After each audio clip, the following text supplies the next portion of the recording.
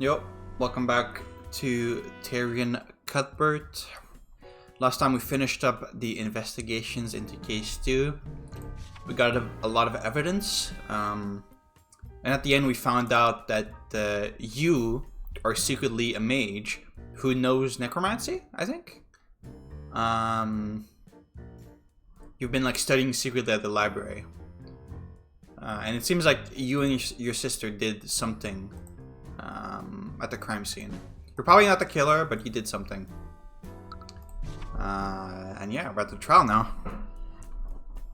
It was time for the trial, and my heart was thundering against my chest like a drum.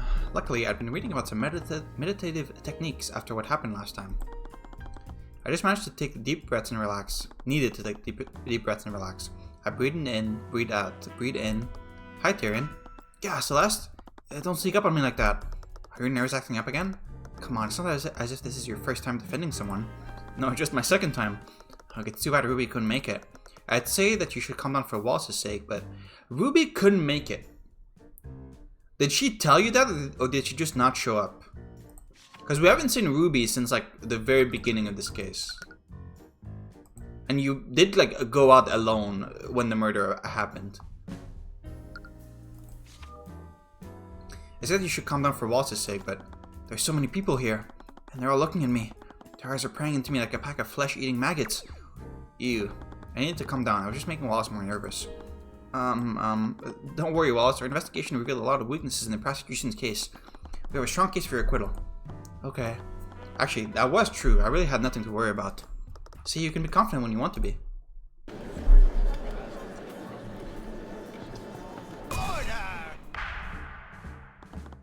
Court is now in session for the trial of Wallace at Nightgrave. The prosecution is ready, Your Honor. The defense is also ready. Very well. Prosecutor Stillwin, could you please list the charges? Mr. Nightgrave is a second-year student at the Wyvern Guard Imperial Academy. He is charged with first-degree murder, negligent misuse of the arcane arts, and illegal practice of advanced necromancy. Okay, well, we can only acquit you on the first one, but necromancy? Do you mean to tell me that the defendant is a necromancer? I can't believe it. A necromancer in this day and age? How could the kingdom allow this to happen? Objection! Your Honor, I would like to remind the court that they are obligated to judge my client objectively. Of course, but one can easily see it from the list of charges. Necromancy plays a large role in the charges. Indeed, a crime occurred within the academy this morning. The victim is Catherine Bellwether, a professor at the school. Although there were no witnesses to the crime, traces of necromancy were detected on the body. Furthermore, the autopsy report shows that the body has no physical wound. Necromancy is the only type of magic that can harm an individual without physically wounding them. Additionally, an alchemist report shows no sign of poison or disease. One could only conclude that a necromancer had committed the crime. I see. As many of you know, the practice of advanced necromancy is outlawed in the kingdom of Wyvern Guard. Aside from the defendant, no other students had learned advanced necrotic magic. You're right, no other students did, but one of the staff members did, I think. As such, the defendant was the only mage in that building capable of committing the murder. I see, that is certainly compelling evidence. To properly present her case, the prosecution would like to call Commander Orin White to the stand. Commander White, please testify to the court about the Inquisition's findings. Yeah.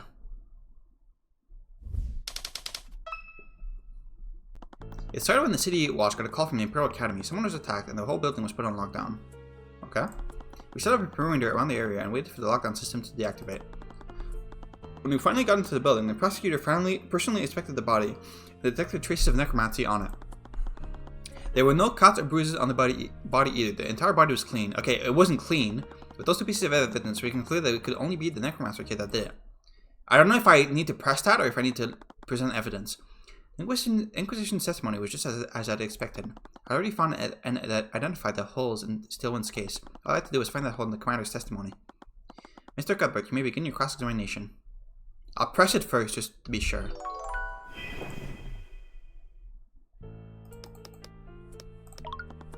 How carefully was the body checked? Perhaps the prosecution missed something like a small puncture wound. The coroner couldn't find even the smallest cut, bruise, or fracture on the body. Furthermore, the alchemist report showed no signs of poison or disease.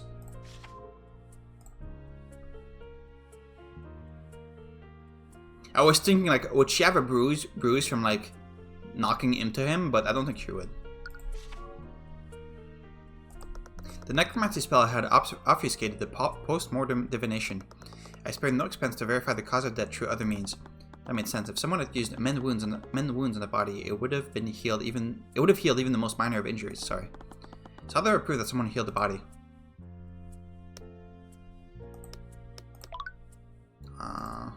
Objection! Commander White, it appears that you've neglected to mention one key detail of the crime scene. Yeah, and what's that? During your testimony, you said that the entire body was clean. I will admit that there weren't any wounds in the body. However, the body was certainly not clean. At the scene of the crime, there was a large pool of blood located where the body was. This blood had to have come from the victim's body, and was certainly not clean like the commander testified. I'm sorry, Mr. Cuthbert, but I fail to see the significance of this. I'd like to remind the court of the prosecution's case against my client. They were accusing him of murdering the victim using the necrotic light, a spell which would not have physically wounded the victim. So why was there any blood at all? Let's not get ahead of ourselves. The fact still stands, there were no wounds in the body, nor were there any reports of poison or disease on the autopsy. There are clearly magical elements in this case. But Catherine Bellwether was bleeding profusely at some point. How else would there be a blood stain on the body? Do you have an explanation for that, Miss Stillwind? No, I'll admit that the prosecution doesn't have an explanation for that. And while I do find the circumstances questionable, all other evidence clearly points to the defendant. Which spell would leave a trace of necromancy? Tell me, Mr. Cuthbert, if the victim was killed with necromancy, why was there a trace of it on the body? I'm glad you asked. I'd like to present a spell that could have left a trace of necromancy on the body. This one, right? Mend wounds? Correct me if I'm wrong, but isn't that a healing spell? That's correct, Your Honor. Spells from the School of Necromancy can control the forces of death and life. Mend wounds is, in fact, a necromancy spell. Really now, I wasn't aware of this. Now, I'd like the court to consider the following. What would happen if Bellwether was wounded and someone attempted to heal her using mend wounds? All of her wound would disappear from her body. I see, that does make sense. Do you think I'm that incompetent, Mr. Cuthbert? Frankly, I'm a little insulted. Okay, in the first case, the prosecution did mistake whether the sword was stabbed from the front or the back of the victim's corpse. So, I mean, what? The Inquisition is well aware of what happens when a mage attempts to save a victim using mend wounds. The healers that arrived at the scene already confirmed that the victim was long dead. None of them attempted to heal her. Well, what if someone tried to heal her and didn't report it? Please, none of the healers would have anything to gain by doing so. Okay, what is Cuthbert's argument right here? Cuthbert's argument is that one of the healers, like, with the Inquisition healed the victim? In fact, as a necromancer, the defendant could have easily carried out the described scenario.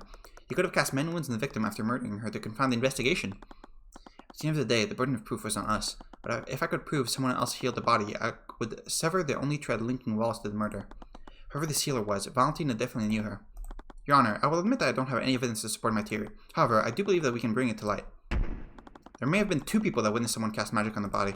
Valentina and Valerie Ioannis, the sisters discovered the body. This is nonsense. We've already questioned those two witnesses extensively. If they hadn't witnessed something like that, it would have come up in their testimony. If that's true, then the courts have nothing to do by hearing their testimonies. Very well, if you're so confident, let's hear her testimony. It seems the prosecution has no objections. If this line of questioning leads nowhere, however, I see no reason to further prolong this trial. Of course, Your Honor. Oh crap, it's that guy from before. Wait, what? He's the necromancer's lawyer? You just arrived at the stand, she was already stressed out. That will work in my favor. Witness, please state your name and occupation for the court. My name? Witness, there's no need to be so nervous. We merely want to hear about what you saw on the day of the murder. Right, it's just that the guy over there, You mean Mr. Cuthbert? Did this man harass you in this? Wait a minute. Yeah, he super harassed me. Mr. Cuthbert, I would expect somebody of your profession to behave more professionally. I could hear Celeste snickering under her breath. You're enjoying this far too much. Anyways, please state your name and occupation for the court, Miss Ioannis. Just calm down, he can't prove anything. My name is Valentina Ioannis. I'm the head chef at the Warringard Imperial Academy. Really? And at such a young age? As I recall, you were one of the witnesses who discovered the body. Apparently, the defense finds your involvement suspect. Rest assured, Miss Ioannis, in this courtroom, you will be protected from Miss Cuthbert's harassment. Ugh. Now, please testify to the court on what happened that day. Yeah. Okay. I'm actually not sure what the contradictions are going to be here, but we'll see. I was walking with my sister in the West Wing when we noticed something in a nearby classroom. We looked over to see what it was. That's when we saw Miss Bellwether bleeding on the ground. Okay? My sister tried her best to help her, but the professor had already lost a lot of blood. While my sister did that, I used an emergency communication device to call for help.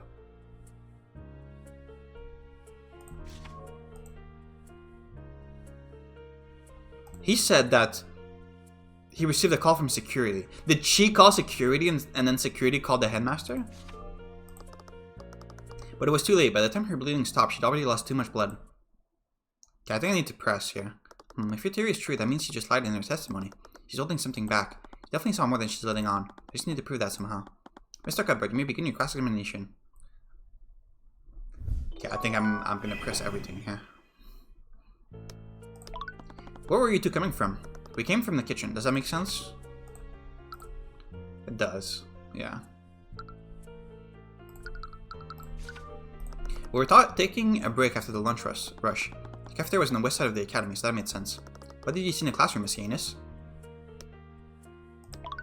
Did you notice anything else strange in the lecture hall? Well, there was that terrible smell. It was awful. I almost couldn't see because of how much I was tearing up. It makes sense. Aside from Bellwether, that smell was the most notable thing in that room. It would have been hard to notice anything else. Okay, this is going by fast. She tried to help her? Miss Yanis, how exactly did your sister try to help Miss Bellwether? What? Oh, I slipped up. Oh, my sister used first aid to try to stop the bleeding. Really? I see. Could you please add that detail to your testimony? Yeah, sure. She used first aid and applied pressure to her wound to stop the bleeding. Does that contradict anything?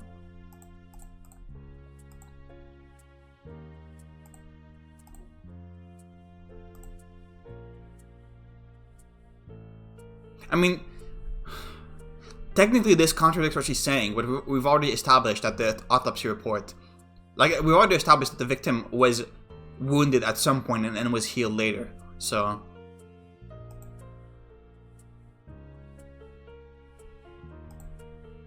But at this point, surely, if the killer is Wallace, surely he would have healed her already. He wouldn't have come back later to heal her. So I'm thinking this is a contradiction, but I'm just going to press it just to be sure. Your sister knows how to use a first aid kit? Yeah, it was covered in training when we first started working here. With all the nobles around, I guess the headmaster wanted to make sure we were prepared. Okay, let me just try this. I'm not sure if this is gonna work, but... Okay, it does. Witness, what is the meaning of this? What? Why are you looking at me like that? Maybe I can elaborate, Miss Yanis. You weren't present in the gallery earlier, were you? No, I was waiting in the lobby. Lady Stillman told me to wait there. I consider myself lucky. This wouldn't have been nearly as easy if Valentina had seen my cross-examination of Borum. You see, Miss Yanis, one key element of the case is that the body didn't have any wounds on it. Yeah, so? So that begs the following question. How did Valerie apply first aid when there shouldn't have been any wounds in the body? What? Oh no, did I screw up? But I saw a wound on her. What happened? There's clearly something amiss here, but I'm afraid I don't fully understand the implications of this. Are you accusing the witness of committing perjury, Mr. Cuthbert? When someone lied, they kept as close to the truth as possible while changing minute details. In her thoughts, Valentina said that she was sure she saw a wound on Bellwether. She also mentioned that Valerie was the one who tried to save the professor. I knew that someone had cast healing magic on the body. That was when the wounds had disappeared. Okay, you're making it really obvious. If the wounds disappeared after the twins discovered the body, that could only mean one thing. The witness was lying, Your Honor, but not about everything. Valerie Yanis did try to save the victim's life by addressing her wounds, but she didn't use first aid. She used magic. How did he figure it out? Objection. I'm sorry, Mr. Cuthbert, but your theory is completely flawed. We can just give her a spell companion and see if she knows magic, right? How so, Stillman? Well, it's quite simple. We've already verified that neither of the sisters is a mage. What? Wait, how can you be so sure? No. They definitely switched themselves out and like had the one who doesn't know magic do the test both times. During the investigation, we had both the Yanis sisters attuned to a spell companion. It's standard procedure for the Inquisition when interviewing witnesses. And that means neither of the Yanis sisters could attune to a companion. Aha, that's right. The Inquisition checked us both. At the same time or one after the other? We're not mages. That was close. Was I wrong about Valerie being a mage? No, that couldn't be right. How did you figure it out? I thought that how did you figure it out? That means I was on the right track. Valerie had to be the mage I was looking for. Sus, is this possible for a mage to hold a spell companion and avoid attuning to it? No, it just needs to be on their person. When I was arrested, the Inquisition also made me attune to one of their spell companions. I was really careful to make sure that I did the attunements correctly. There's no way a mage could avoid it with them watching you. Right, Commander Ward may have been negligent sometimes, but even he wasn't that careless. Now, if you're done, I do believe that you've exhausted all your options. Wait, I'm still not done cross-examining this witness. What could you possibly hope to glean from her testimony? Valentina was stressed out enough to see her thoughts. But I couldn't exactly say that I was planning to read her mind. At this point, I thought I was already testing the judge's patience. There's one key element of her testimony that the court is overlooking. I have a right as an attorney to complete my cross-examination. Your Honor, the defense is clearly trying to buy time. I might be compelled to agree with you. However, I also admit that some elements of the witness's testimony are quite peculiar. I will allow the defense to continue their cross-examination. That was close. But know that this is your last chance, Mr. Cuthbert. If you produce nothing substantial with your questioning, I will pass my verdict. Of course, Your Honor. Alright, it was all or nothing. If we couldn't find anything by reading her mind, this whole case was finished. Witness, please give your testimony once more. How long does he plan to keep me up here? Okay. You're gonna need to press everything again? Like I said, my sister and I saw Miss Bellwether bleeding on the ground. We just rushed over to her. I was definitely surprised when I saw her like that. Now that you mention it, I don't know if I saw any wounds on her, but I definitely saw blood. I can't go back on that now. I just need to play dumb. My sister tried to save her, but she didn't use any magic. Ugh, Valerie, you're too kind-hearted. Valerie? Oh, you mean your sister, yeah. We're not mages. Both of us held that book the knight gave us. I was caught off guard when they asked us. They almost found us out. The commander was watching us the whole time. He could confirm it. It's a good thing that we're twins, or else that trick wouldn't have worked. Okay, the investigation is still insanely stupid. To have you both do it, like, one after the other. Like, they're twins. Like, come on. What are we going to do? I have pretty hard proof that Valerie isn't a mage. Valerie is the mage we're looking for, I'm sure of it. I'm just not sure why they felt the need to lie to the Inquisition. More importantly, how did they trick the Inquisition? I mean, you saw it in her thoughts, right?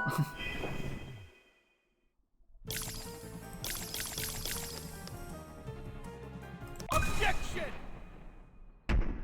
Messianis, your thoughts betray you. What? I found the tot. They must have done something to trick Orem, but what? It must have happened when he was interrogating them. Orem collected their statements. How are they holding up? I imagine they'd be rattled after discovering her body. When he said they were extremely tense, but I suppose that's to be expected. He told me that they couldn't sit still. He found it difficult to take their statements because of that. They couldn't sit still. That implied they were moving somehow. He also thought it was a good thing that they were twins. How did twins trick the Inquisition? I wonder how. It means that their so-called trick wouldn't have worked otherwise. What if? Valentina switched places with Valerie. Of course, they switched places! Valentina attuned to the first spell compendium, and she pretended to be Valerie to attune to the second one. They even wear the same uniform. No wonder Commander White couldn't tell the difference between them. Miss Yanis, there's something I want to confirm. During the investigation, both you and Valerie attuned to the spell compendium. Yeah, that night watched us do it. And how did you have you do this? Did you both attune to those companions at the same time? Or did you attune one after another? What? I fail to see how that makes any difference, Mr. Cuthbert. Are you stupid? Yes, I agree. The spell companion would work regardless of what order they went in. You may not be aware of this, Your Honor, but Valentina and Valerie Yanis are identical twins, which means that their physical appearances are nearly identical to each other. They also work in the same kitchen, which means that they must have been wearing the same uniform during questioning. If Commander White didn't have them attuned at the same time, what would stop the twins from switching places with each other? Objection! This is clearly nothing but baseless conjecture. Orem wouldn't fail such a basic task. Yeah! Really, Prosecutor Stillwind? You find it hard to believe that Commander White would fail at a task like this? Even so, the gift of magic is inherited from true bloodlines. For a pair of genetically identical twins, it would be impossible for one twin to be a mage while the other is not. That's what I was saying. Has that been proven, Stillwind? Because as far as I'm concerned, that is a baseless conjecture. Ooh. Wait a minute, this is crazy. We didn't trick the Inquisition. I keep telling you, my sister and I aren't mages. Then prove it, Miss Yanis. Bring in your sister and we'll have you attuned to 2 spell companions at the same time. No.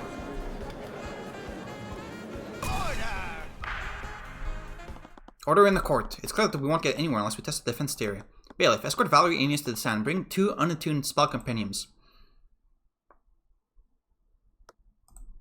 They've both had their hands on this companion for the last 10 minutes. There's no way they can fake it in front of this many people. Alright, it was the moment of truth. I can only hope that my theory was correct. No. Did he seriously? What is it, Prosecutor Stillwind? She's not happy. What I see is the commander seeking new employment in the near future. Man, it really is gumshoe. Sigh, it appears that the defense was correct. Valentina Yanis isn't a mage, but Valerie Yanis is. What's more, Valerie Yanis' compendium contains the mend wounds spells, which makes the defense theory entirely plausible. Please, just allow me to explain. We should allow you to explain what exactly. You're an unregistered mage, and you and your sister have made a mess of the investigation in this trial. How would you know what it's like, Lady Stillwind? What? You think we don't know who you are? You're not like us. You don't have to hide. But it's okay. This whole situation's got it out of hand. I didn't think hiding it would cause so much trouble, and I won't let someone go to prison because of me. Even if he is a necromancer. I mean, you are too, right? If you know necromancy spells? Please let me testify about what I saw. I'll tell all of you what really happened that day. Your Honor, I believe we may all benefit from hearing Miss Yanis' testimony. Very well, but I understand there will be repercussions for your actions, witness. I mean, I hope so. I know. Okay, so you just healed the victim after she was already wounded, right? You're not actually the killer. My sister and I were walking in the hallway from the kitchen to the west exit. That's when I suddenly spotted the professor lying in a pool of blood in a nearby classroom. Valentina used a communications device to call for help while I tried to save her. I saw that she was bleeding, so I cast mend wounds on her to close her wounds, but it was too late. I closed a hole in her chest, but she was already dead. There was a hole in her chest? How big? Your Honor, as you can clearly see from the witness's testimony, the trace of necromancy was left by the witness, not my client. What's more, it's clear that there was a physical wound on the body. I see. Well, his words trailed off. He clearly didn't want to pass a verdict with no clear culprit, but he had no choice. The case against Wallace was predicated on Bellwether being killed by necrotic blight. With Valerie's testimony, the prosecution didn't have a shred of evidence implicating him. Very well. The court sees no reason to prolong this trial. With these new developments, the court has no choice but to find Wallace Nightgrave. Yeah, that's not allowed in these games. You can't end the trial without knowing who the killer is. Come on now. I believe the court is ignoring one key detail of the witness's testimony. And what would that be, Miss Tillwind? Let's re-examine the witness's testimony. Valentina used a communication device to call for help while I tried to save her. I saw that she was bleeding, so I cast mend wounds on her to close her wound. But it was too late. I closed a hole in her chest, but she was already dead. The communication device that Valentina Yanis used logs the time of day during each use. Oh, okay. From this log, we know that Valentina used this device at 3:04 p.m. Oh, like... Okay, like way after she was dead. Like an hour later. Okay. This was an hour after the time of death. Where are you going with this? Mr. Cuthbert, there was a witness who saw the victim before the body was found. Jan Hughes. He, along with another witness, spotted Bellwether walking the hallways before the body was found. Along with another witness? Who is the other witness? I was cleaning the halls. Bellwether knocked over a vase. There were shards and dirt everywhere. Wait, you saw that professor before the twins arrived? Yeah, like I said, she broke the vase right in this hallway. It was probably 20 to 30 minutes before the twins found the body. Okay, yeah. So this was an illusion spell, right? 20 to 30 minutes before the body was found. Do you see the discrepancy, Mr. Cuthbert? Wait, that couldn't be right. Bellwether died more than an hour before the body was found. So how did Jan see her half an hour after her death? I wonder, Mr. Cuthbert, how could one make a dead body move and walk around? No. Okay, that doesn't work though, because he says that he yelled at him, be quiet, but we know that the dead bodies can't talk, right? They cannot speak, and he said that she told him, be quiet, so that doesn't work. We didn't just arrest the defendant based on those traces of necromancy. We arrested him because only one person at school could have animated her corpse. An undead created within the Imperial Academy? How reprehensible. Objection! That's ridiculous. She had a hole in her chest when the twins found her. Jan Hughes would have noticed that. Animated corpse stops the flow of blood, so she wouldn't have tracked blood anywhere. The defendant is also proficient with illusion magic. They could have easily used an illusion spell to hide the undead Bellwether's wounds. But another party could have easily used illusion magic to disguise themselves as the victim. If that were true, how did they move the body to the classroom? I don't know. Mr. One, if your theory is true, it would mean that the murder occurred elsewhere. Would the Inquisition happen to know where? Regrettably, we do not. Your case is a bit flimsy here, Steelwind. Then the prosecution's case against my client is still faulty. You can't convict my client without more evidence. I must agree with Mr. Cuthbert. With these new developments, the court sees it fit to suspend the trial for the time being. We'll give the Inquisition time to investigate these unknowns. Really? Court proceedings for this case will resume tomorrow morning. Court is adjourned. Really? I feel like I have a contradiction. Mr. Judge, please? Can I raise my hand? Her theory doesn't work. The body said something. It shouldn't be allowed to talk. Hey, are you feeling okay? The body was seen moving around an hour after that. It clearly wasn't Bellwether. Or at the very least, she wasn't alive when John ran into her. So what was it? Are you stupid? Come on, man, keep up. Tyrion. Steelwind was right about one thing. There was illusion magic involved. But which spell was it? Could it have been illusory disguise? Tyrion! What? You've been pacing around the lobby since the trial ended. Sorry, I was just thinking about Steelwind's theory. It's a little creepy when you think about it. Do you really think someone turned the professor into an undead? I don't think so. The prosecution's case is hinged on one key point. That Wallace was the only high-level necromancer nearby. We have to assume that he's the only person capable of using that type of magic. But then how was she walking around? I don't know, it doesn't make any sense. It's given that Wallace didn't animate the body. No matter what they did, someone had to have used an illusion. Aren't there spells that can create freestanding illusions, not just disguises? I honestly don't know. We need to talk to someone who knows about that type of magic. Didn't Eris say that she was studying illusion magic? She may be able to give us a lead. Is that really a good idea? What do you mean? What if she's the one who created the illusion? I think it's the headmaster, right? Surely. Surely it's you. What? I was detecting fear from her again. Cest, are you afraid of Eris? What? No. I saw it this morning too. You always get really anxious whenever she's around. Oh, I didn't mean to be so obvious about it. What's wrong?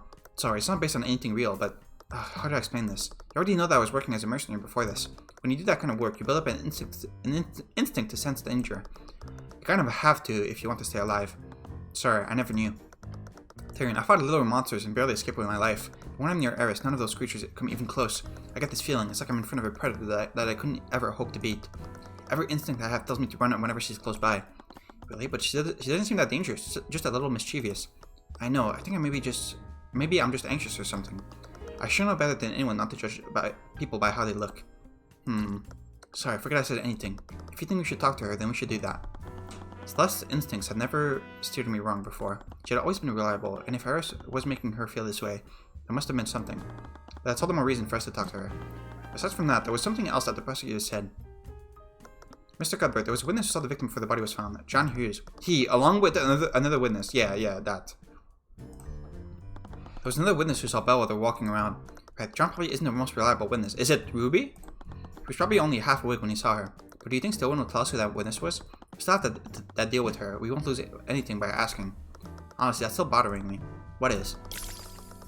Why was she so interested in who my biological parents are? It's none of her business. That was strange. She traded information about the investigation for it too. I mean, I think you guys may be sisters, so... Maybe she thinks you're a long-lost sister. Yeah, that's what I said. Oh, I never even thought of that. Ugh, I don't know. Wouldn't I mean I'm the daughter of Lucius Steeland? I mean, you have the same hair color. I think my dad would have thrown a fit if he ever heard that. You are pretty good at fighting. Ugh, that actually makes a lot of sense. I guess I like Arya, and I've always wished I had a sister. But I don't want to think about this now. Maybe we can ask her when you're at that brunch you strong-armed her into. Oh, I almost forgot. I can't believe I'm going to meet Alteris Duskweaver. Anyway, we still have a long investigation ahead of us. And we need to start by talking to Stillman about that witness.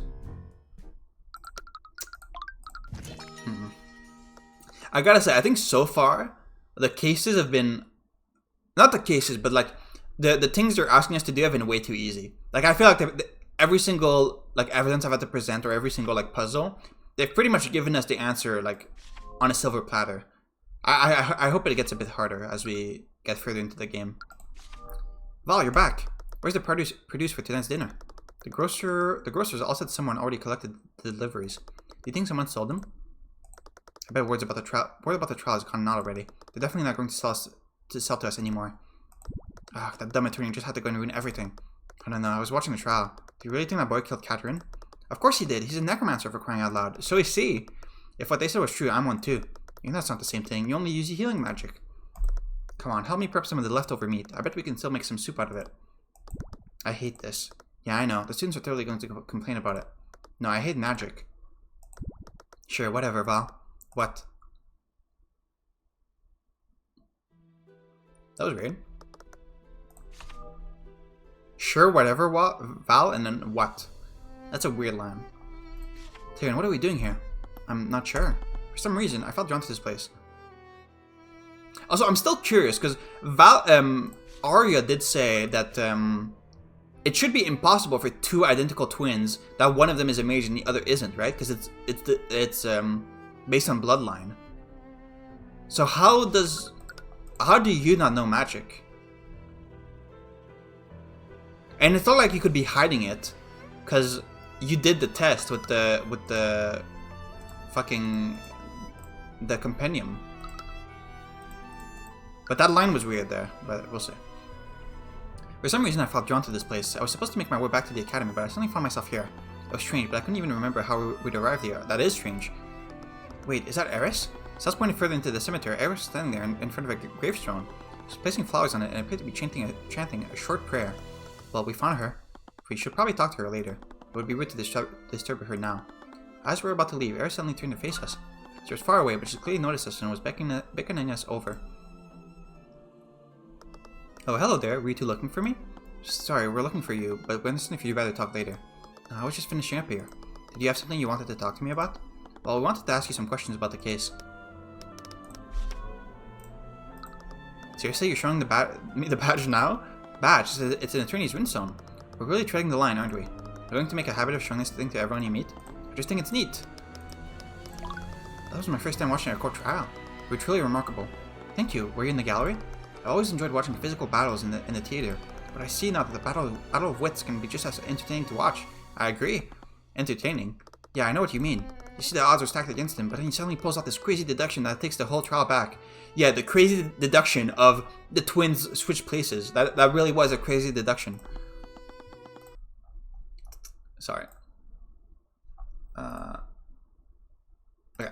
I've never really thought of it like that. But I'm sure it's far more entertaining to be the one making the deductions. I'm not really sure what you mean. I practice law so that I can help those persecuted by the justice system. I don't really do it to entertain myself. Is that really true? Don't you find the experience even the least bit entertaining, Tyrion? I wouldn't put it that way. You're far too modest. You save people from the clutches of death. Your clients, you might as well be a knight in shining armor. Earlier, you said that you were studying illusion magic. I am. Did you want to ask me about the prosecution's theory? Yes, actually. How did you know? Disguising an undead with an illusion is definitely possible. As Lady Stillwind said, illusory disguise would be the best spell to use for that. What if someone created a freestanding illusion? We know that Wallace didn't animate and disguise the professor's corpse. So what if the illusion wasn't disguising anything? Maybe someone created a freestanding illusion of Belle while they're walking around? For something like that, one would probably use Major Illusion. Creates a three-dimensional illusion. The illusion can take the form of any object or creature that can be contained in a 10-foot cube. 10-foot cube. While concentrating, the caster can animate and move the image to a different location within range. The illusion is purely visual and can't be physically touched. Okay, when you say while concentrating, that means that the caster can't do anything else while they're doing this, right? They can't be like walking around and doing other stuff. I think that's what that means. What is it? I don't think Major Illusion is what we're looking for. Do you remember what John said? I was cleaning a mess in the hallway. Belle would have knocked over a vase, and there were a surge of dirt everywhere. If the Belle that John saw was a Major Illusion, then she couldn't have knocked over that vase. Yeah, and if the illusion was a dead body, then it couldn't have said, be quiet. Illusions created by that spell don't have any mass. I see. How perceptive of you. Are there any other illusion spells that have mass? No, all unknown illusion spells in Wyvern Guard can only recreate visual and auditory sensations. None of those spells can create something that someone can touch. So that means that someone disguised something to make it look like Bellwether. Why the look of suspicion, Celeste? Sorry, I wasn't... Calm yourself, I was only joking. I don't blame you for considering every possibility. In fact, I'm flattered you think I'm capable of pulling off such an elaborate ruse. Anyway, this does tell us one important thing. What's that? The Bellwether that John saw had a physical mass to it. It wasn't a freestanding illusion, it was someone disguised as her. Yeah, we know. I'm so confused. This is completely irrelevant because the illusion talked. We know this. I guess what we're getting at is because the illusion, you could still like make an illusionary noise, right? I guess you could do that. So we're saying it can't be an illusion because it knocked over the vase, and it can't be animate corpse because it talked. So that means that it had to be an illusion. It had to be illusory disguise. That's what it had to be.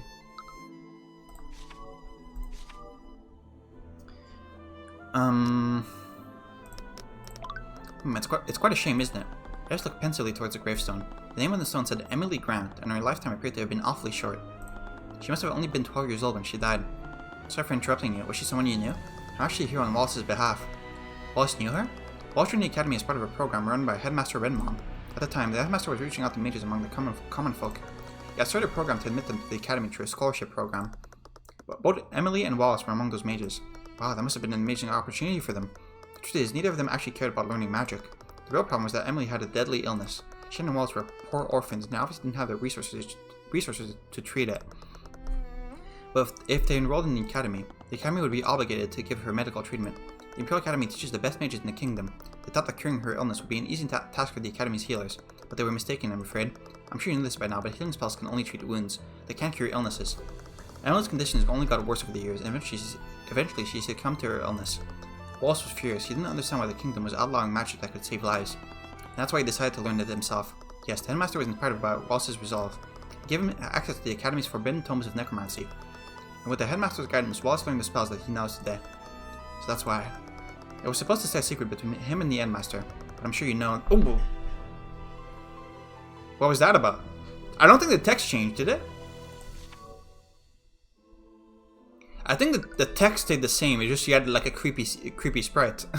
I'm sure you know how that turned out.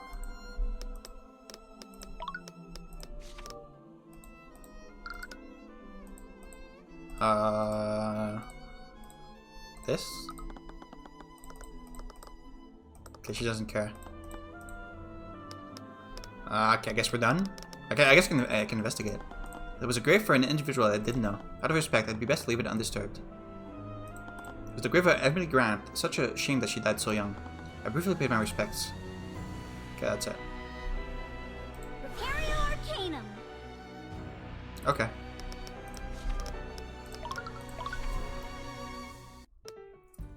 Okay, you're still here. You're still here. Nothing to talk to you about. Oh, it's you, Mr. Cuthbert. Steelwind, what are you doing here? I once again came across Steelwind. Like yesterday, she was the only one in the room. But was she seriously carrying out the investigation alone here? Searching the classroom was one thing, but searching this entire library seemed a little ridiculous. After what happened at the trial yesterday, I decided it would be best to start my investigation here. Wallace was in the library for the entire morning. If she was insistent that he did it, this would probably be the best place. Actually, since I have you here, have you seen Eris Elmather anywhere? It's my understanding that you're both acquainted with each other. Eris, what do you want with her? It's not for anything serious, mind you. It's just that the oath of our commander lost her spell companion. Now we need her to produce another one for her records. I don't know if that's gonna go well. If you see her, please let her know that we'd like to speak to her. We saw her earlier in the cemetery nearby, but I have no idea where she is now. Once again, I have to compensate for that idiot's mistakes. Anyways, I was wondering if I could ask you some questions about the case. Very well, I suppose I still need to honor her deal from earlier. Have you had any luck finding the scene of the crime? Unfortunately, I haven't. From the witnesses' testimonies, we have a rough idea of the route Bellwether took. None of the rooms we checked have any sign of a struggle. Why are you still sure that a struggle happened? I'm mainly basing that off of the Eunice's sister's testimonies. Valerie, in particular, noticed that the bleeding came from a wound in her chest. Regrettably, the body's wounds were mended, so we can't determine what kind of weapon the murderer used. Okay, can we bring up that the sisters are still lying, by the way? Because we know that Valerie healed the cut on Valentina, right? Oh no, was that just earlier? Was that just like when they were like making food, she like cut her finger and she healed her then? And maybe that was just unrelated to the murder? Maybe. I don't know. So we can't determine what kind of weapon the murderer used. During a trial, you mentioned that another witness saw Bellwether walking around yesterday. Who is this person, and why haven't they been called to testify? I'm sorry, but I can't tell you that. This woman's posture tightened. Something was making her uneasy. We've been pretty transparent with your investigation so far. I have no obligation to justify myself to you. Nor do I have an obligation to help the opposition. When we have a deal, hiding information doesn't exactly seem fair to us. I believe I've given you plenty of information already. So regardless of what I said before, the answer is still no. Your family is dangerous. The Eye of Ors got a straight thought from her. Okay, is that the killer? If that's the killer, that's kind of, bad. I don't think you should have the killer be some, like, hidden person that you only find out about at the end. I don't think Ace Attorney ever does that. I think that's just kind of a bad thing to do in a mystery, but we'll see. Her family is dangerous? What did she mean by that? Is there something about this witness's family that you're worried about? No, this could be a feint. I'm sorry, but you'll have to try harder than that if you want to bluff me. Why would you go to such lengths to hide that one witness's identity? She was perfectly fine with revealing elements of the investigation yesterday. Maybe I need to try looking somewhere else. I have a psychological profile, right? So I guess I can't do it yet, but library's full of books for educational purposes. And books for recreational purposes. You know, I never got to finish that book. Since we're here. No, absolutely not. Come on. Back me up, Area. I'm afraid I must agree with Mr. Cuthbert. You tend to get very immersed in those books. But that switch coming from you, I bet you're sneaking peeks at it too. Nonsense, I would never do such a thing. I already have my own copy. What, and you're not sharing it? You're very demanding sometimes. Tell me about it. Come on, please. You can't even recommend some of your favorite books to me. Oh, I mostly read teen romance, but I can't let her know that. I guess we all have different tastes. I thought you liked the murder mystery. Oh, is that it? Oh, there's a table. The table is for students to sit at while they study. Heck, I don't think I could handle studying here day after day. Okay. Prepario Arcanum. Nothing. Ah, an attorney's runestone. Okay, we already saw this. Is there anything I want to show you? This? Oh, this? No, doesn't care. Yeah, I don't know. Valerie, maybe? Okay, she has nothing to say, whatever. Locker room. We spent some time wandering to the academy. Someone overheard a conversation from a nearby room. From what I understand, Miss Dillon has already moved the investigation elsewhere. How long must I wait before I can retrieve my things? Sorry, old timer. Orders are orders. The thing comes in or out until this case is over and done with. Commander White, another headmaster too? Oh, hello, Mr. Cuthbert. Hey, kid. In any case, there are other matters I must attend to. Please inform me when I can reclaim my things. Sure thing. It looked like Commander White was standing guard in front of his locker room, but it didn't look like he's conducting any sort of investigation. Was he here on Stillman's orders? Maybe you're able to tell us who this secret witness was. What was the headmaster talking to you about? He has some items stored in one of the faculty lockers. Is it some incriminating evidence? The problem is, Stillman said no one gets in or out of this room. Except for her and you two, I guess. She won't even let the other knights near. Really? Is that normal? Nope, but things rarely are when she's calling the shots. I just go with it. Why would she give me access to the crime scene if she wasn't even letting the knights in? With the exception of me and Phyllis McCoy, Prosecutor Stillman isn't allowing anyone inside key areas of the Academy. She isn't even allowing the Knights of the Inquisition within these areas. She appears to be conducting the investigation single-handedly. Does she suspect someone that is working with the Inquisition? I don't know what her deal is, but she's been acting strange lately. She's been really paranoid, that girl. Frankly, I can't tell what's going through her head.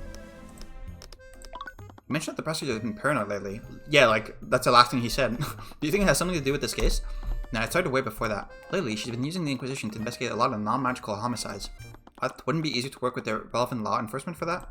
I don't know why, but she's convinced that these cases have magic involved. But every time we scan one of those crime scenes, nothing turns up. I got to say though, if it weren't for the scans, I might actually agree with her. Why do you say that? Those homicides, I haven't ever seen anything like them. They're probably some of the most screwed up cases I've ever handled, and I've seen some things. For one of those cases, we had herself a disgruntled spouse. She found out that their man was going around town with a barkeep, if you catch my meaning. Wait, what do you mean? They were making the beast with two backs. What? He was two-timing her. I don't know this lingo, Orm. Are you stupid? Oh my god, he was a married man having sex with another woman, Tyrion. Oh, okay. Anyway, you know what the spouse does? She stalks the poor woman. She started leaving threatening notes all around where she worked. The barkeep told the city watch all about what was happening, but no matter how much they staked out the tavern, they could never catch her. And one day, the barkeep arrived home.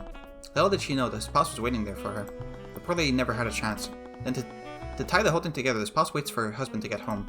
She cooks him a big meat pie using the barkeep's remains. Jesus. Wow, that story's pretty... I know. Still one thinks someone developed a new type of magic that can control people's minds. Maybe. And these homicides were some kind of sick test run. Maybe a certain student at this academy could have had something to do with that. Maybe.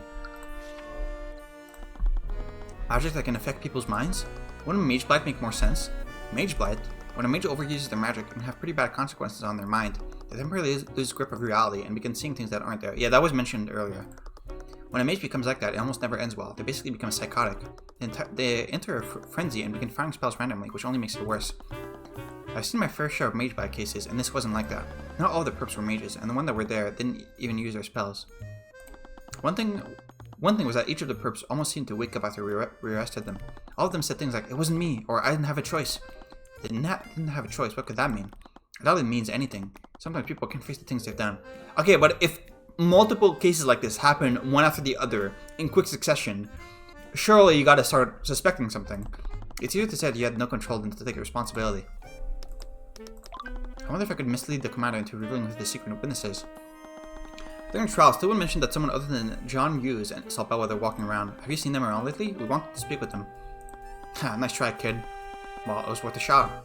Honestly, I couldn't tell you if I wanted to. I don't think anyone other than Stillman knows who this witness is. I sure as hell don't. What? She was even hiding it from the Inquisition commander? Why was she being so secretive? Is it like one of the 4-pillar commanders that we saw at the end of case 1? It seemed like the commander didn't know who the secret witness was either. This isn't getting us anywhere. Stillman's behavior is strange though. Perhaps we could try analyzing her behavior. If I did that, I might be able to figure out why she's acting so strangely. Let's take a moment to work through this. Stillman's behavior has been strange this time around. She's hiding elements of the case, even from the commander. Anyone can tell that she doesn't have much faith in him. I'm standing right here. But this is the first time I've seen her hide key details of a case from him. What is motivating CL1 to keep secrets? There has to be a reason why she's being so secretive. What if... I mean, I don't know. Paranoia? Her action might be driven by paranoia. She's been hoarding information about the case after all. There's only one reason why she wouldn't utilize the Inquisition like she usually does. It's because she doesn't trust him. I have to say it, but that doesn't really surprise me. She's always been standoffish with us. But there is one exception. Who I still wouldn't trusted for this case. There are individuals who she trusted more than the Inquisition during this case. Maybe. Us? She's letting us investigate the crime scene without any restrictions. Yeah, I didn't notice that until now. Does she really trust us that much? I don't think personal trust is the reason. Why does Tyrion trust us this time? We only usually interact with her, and she's worked with the Inquisition on plenty of cases that we weren't involved in. Oh god, I don't know. Because we're not members of the Inquisition?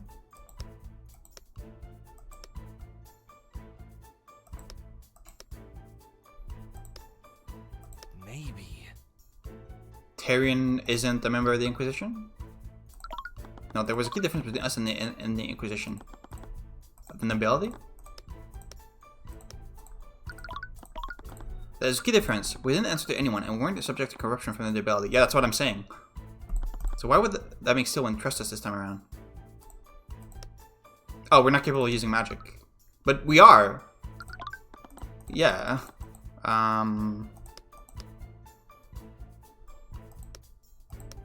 Controlled by the Inquisition?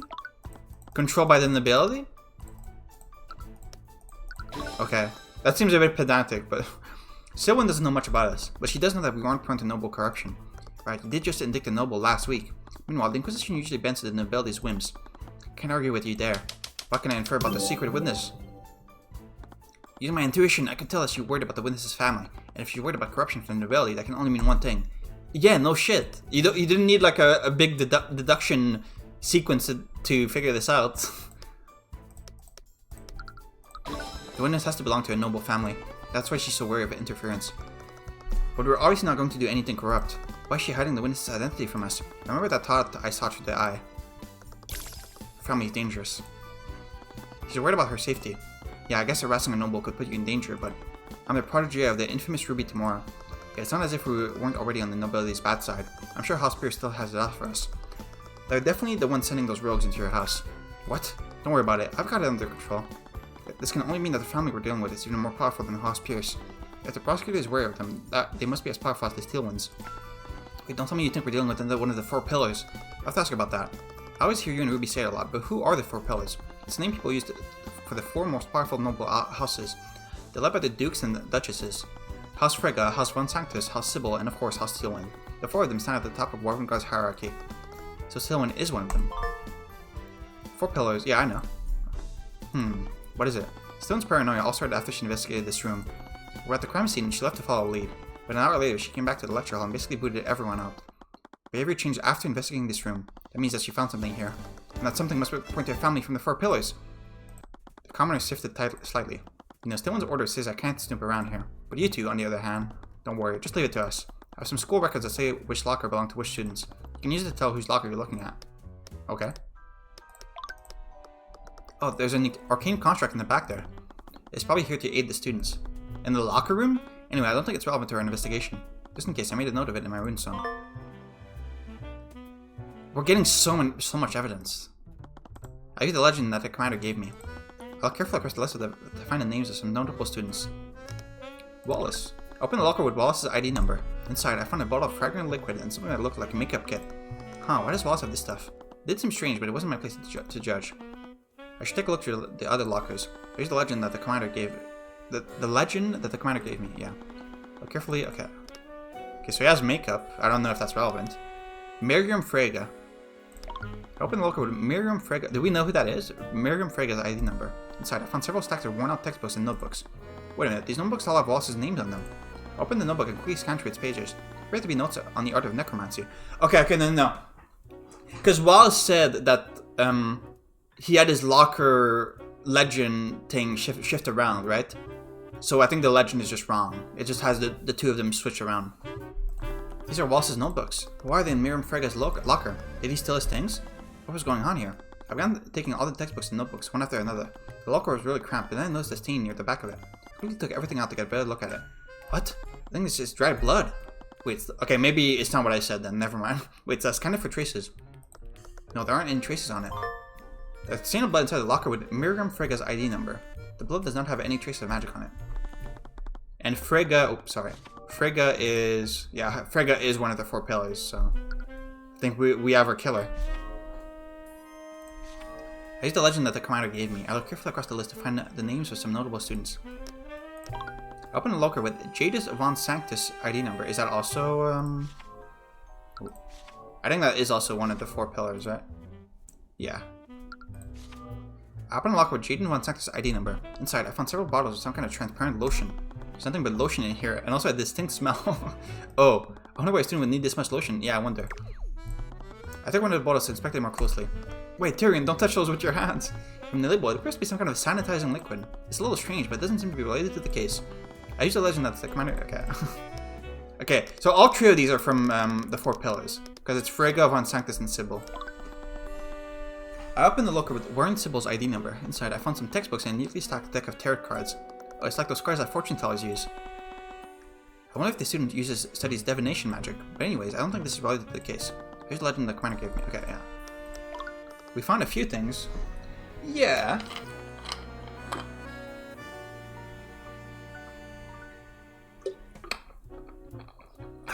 So are these not locked? Like, could any student just open any of these?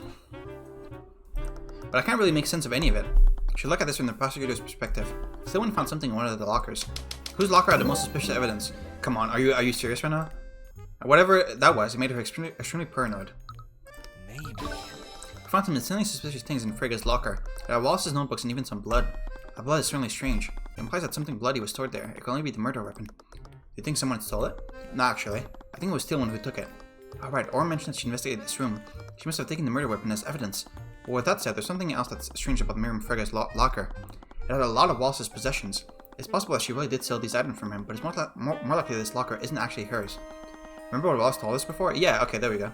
Sometimes the other student would steal the ID number off my locker and switch it with another student's. They thought it was funny whenever that student got angry with me.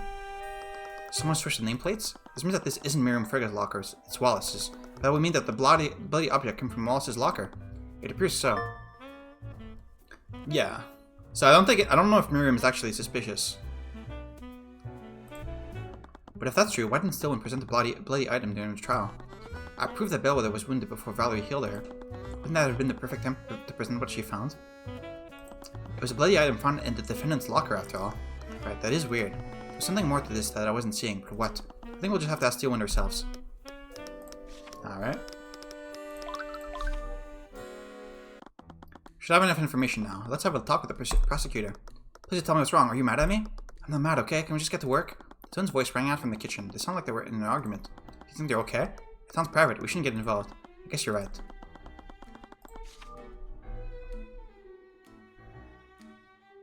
There's something going on with Valentina. I slowly closed the door to the library and kept my mind on the investigation. Fine, you want to know what I think? You don't get to say that you hate magic. Look at how many problems it's causing for us. Yeah, for this dumb job, none of this even matters for you. What? Those people from the church always say that mages are chosen by divine rights. And they're right. You don't get to complain about being better than me, Val. I'm not better than you. Yeah, you are, and I'm so sick of pretending that you're not. You were helping John while I was jealous of how easy I thought that his job was. You outed yourself as a mage trying to save Catherine Bloody Bellwether. Tina, that's not... I hate how much I'm holding you back. I know you. I know how hard you've been working in the library. You're destined for great things. Tina, I haven't learned anything. Come on, don't give me that. You've been heading straight to the library after work for years. Yeah, and I still haven't learned anything. What? I can't wrap my head around how it all works. I've been trying to for years. I don't understand Aether. I don't understand spell formulas. It's like they're speaking another language. I can do magic, but I'm nothing like the students here. But you know, healing magic is the most basic spell. Children in the Tyrion program learned that in their first class. It took me years to even figure that out. Why didn't you ever tell me about this? Because magic is the only thing I have. You're better than me at everything. What? I'm not. I'm always making mistakes and forcing you to clean up after me. I only have this job because you begged the headmaster to hire me with you. You're amazing. The students here are spoiled aristocrats and they love your food. I can't even fry an egg right. You're not the one holding us back. Do you really think my cooking is that good? I don't think I could live without eating your food every day. Remember when I was just learning how to cook at the orphanage? We were just a pair of dumb kids, but you were there with me every step of the way. You were there for me. I would never have gotten this good if you weren't always with me. Tina, I'm sorry I never told you this sooner. I could never do this without you. Neither could I. I'm sorry for being so stupid before. It's okay, I was also being... We should get started on that soup. Right, can you help me grab all the leftover meat from this freezer? Okay. Okay, so it seemed like their arc is kind of resolved then. Oh, you're back? We've uncovered a few things during our investigation. Still, when Arya acquainted with a student named Miriam Frege, she shifted slightly. It was subtle, but I could see her discomfort. I underestimated him. You underestimated us by not thinking that we would find the bloody locker. Like, I said before, Mr. Cuthbert, I won't fall for such an obvious bluff. It's not a bluff, Stillwind. I'll prove it using the evidence we've gathered. Someone was paranoid, and for whatever reason it was due to the involvement of Miriam Frege. If I could convince her to reveal why she's being so secretive, she might give me more information. You've been behaving strangely, Stillwind. Even the Knights of the Inquisition have noticed. Just tell me the truth. Why are you being so paranoid? I'm not sure what you're trying to imply, Mr. Cuthbert. Someone suspects that Miriam Frege is involved in this crime somehow. Miriam belongs to a Pillar family, and casting suspicion on her could cause them to intervene. The prosecutor wants to avoid that outcome at all costs. That fear could be used against her. I'm not sure what you're trying to imply, Mr. Cuthbert. Nothing about my behavior has changed. I prosecute the defendant the same way I always have. I mean, I don't know exactly what to present, but... Hang on, let me... Oh, this? You've ordered the Knights to stay away from the crime scene, and you've even taken it upon yourself to conduct the investigation yourself. That is not normal behavior for a prosecutor. I took these actions because the Inquisition is incompetent. How could I possibly trust them with anything? Knights are incompetent, but even you can see the value of delegation. During Stella's case, you still delegated tasks to the Inquisition. You could have easily investigated the McCoy Tavern yourself. This academy is huge. You wouldn't conduct your investigation this way unless you had a good reason. Then why don't you enlighten me? Why would I act in such a way? What would cause me to behave so strangely? This? Or this? I mean, it could either be this or this. Probably this. This is the reason. Okay, my bad. This is the reason we've been acting so strange. No. That's again, I don't agree with that. I feel like those two are kind of interchangeable, but you know the Inquisition is corrupt and will bend to the nobility. So what would have happened if a powerful noble were publicly involved in this case? With that noble's influence, they probably ordered the Inquisition to conceal their involvement. A high-profile noble is involved in this case, Stillwind, and I believe that noble is Miriam Frege. Begin with this. Do you think you can bluff me by throwing out the names of random nobles? Not every noble is a malevolent criminal like Garrett Pierce. I've said it before and I'll say it again. Our investigation doesn't involve the Fregas. Nothing about this case has anything to do with House Frege. Now how do you explain this, Stillwind? The commander told us that you were following a lead in the locker room yesterday. We investigated the lockers of students from the 4 Pillar families. We found stains of blood in a locker with Miriam Frege's ID number, and was presumably left by a bloody object. The bloody object must have been taken by someone, and you became extremely paranoid after you found something in the locker room. If I had to guess, I'd say that you took the bloody object as evidence. And what evidence do you have to support these outrageous claims? What? The only thing you have is evidence of a bloodstain. There is a myriad of explanation for that. Everything else you mention is pure speculation. I can't prove that piece of evidence exists.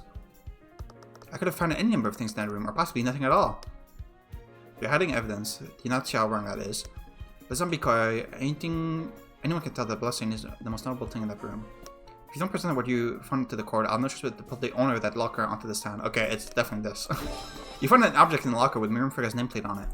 If you don't present what you found to the court, I'll notice to put the owner of that locker onto the stand. That's ridiculous. We both know that the locker in question belongs to Wallace Nightgrave. Can you unequivocally prove that, Stillwind? Because the way I see it, there's a lot of room for doubt there. Enough doubt for me to pull Lady Frege onto the witness stand. But if I had more context, maybe I wouldn't have to resort to that. Her brow furrowed up for a bit. She was searching for a counter-argument, but she just exhaled in resignation. I finally got her. Checkmate. Well played, Mr. Cuthbert. I suppose I don't have a choice, do I? Just so we're clear, I wasn't acting to protect the nobility, but I'll admit that Miriam Frege was the other witness that saw Bellwether that day. I see, I had some suspicion, but there's also another matter. So intense once again, she was still hesitant. When I was investigating the body, I found this. A tightly packed folder containing several documents. The document contained evidence detailing multiple instances of plagiarism, fraud, bribery of school officials, and various other offenses committed by Miriam Frege. I see. What the? Looks like Miriam's been cheating. But why would Bellwether have something like this? From the way it's arranged in this folder, I think it might have been blackmail. Miriam Frege is considered a prodigy in the practice of conjuration magic. She's won a litany of awards, and she will most definitely graduate with honors. If those files were to reach the public, it would absolutely ruin her reputation. Do you think that the professor was trying to threaten her? It appears so. When I discovered this, several elements of the case were still unknown. That's when I found this in Wallace's Nightgrave's locker. Bloody rapier. A rapier covered in blood. It was found in Wallace's Nightgrave locker. Apparently it's valuable from heirloom to House Frege. It was reported stolen by Miriam Fergo weeks before the murder. Okay. I don't actually know if she's the killer.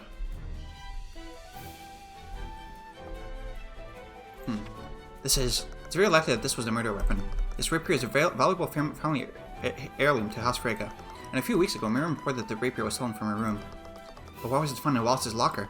Not that I'm complaining, but why didn't you present this in court? To be honest, I'd like to avoid involving House Frege by any means necessary. I knew it, you're just protecting her, aren't you?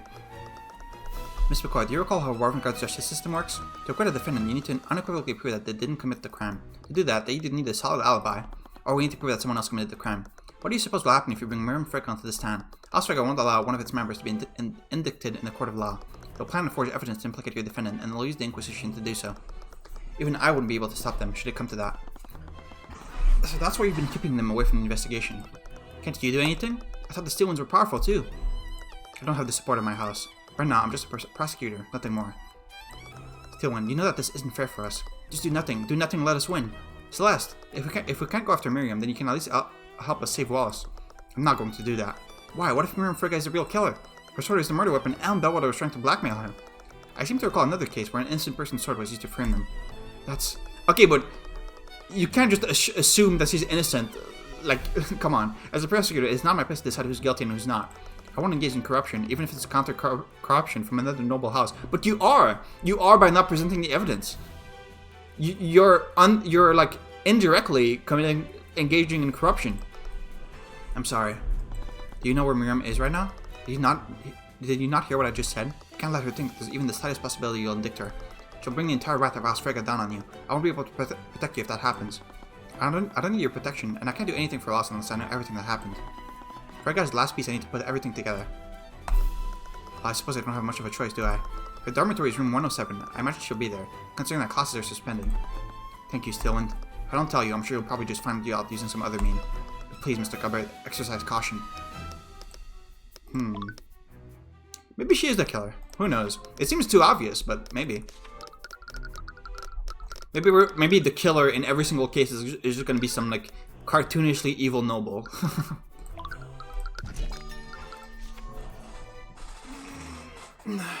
Okay, I'm gonna stop here for now. Next time I'll probably just finish the investigation quickly and start the second day of trial. Probably the final day.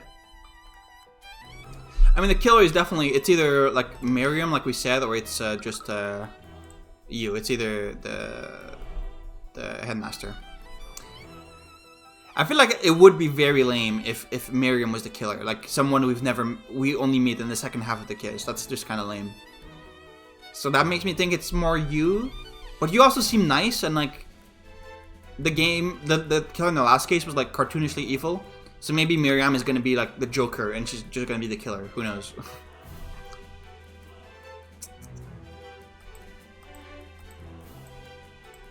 Yeah, I don't know. But I bet we'll find out. Alright, see you next time.